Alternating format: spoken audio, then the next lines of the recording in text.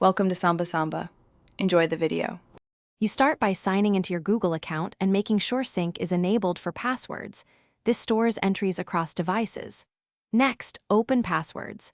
Google, Com, or go to Chrome Settings Passwords to access the Manager interface.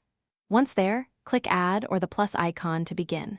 You need the site URL and username handy so you can paste them accurately. This prevents duplicate entries.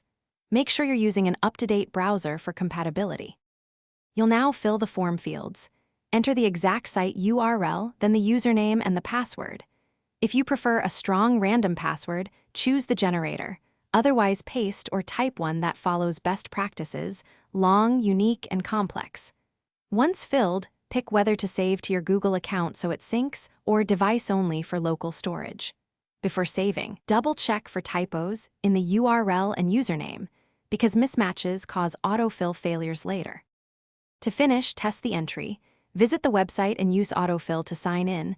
This confirms the URL and credentials match. If autofill doesn't work, open Passwords. Google, Com, locate the entry and edit the URL or username. Small differences break matching.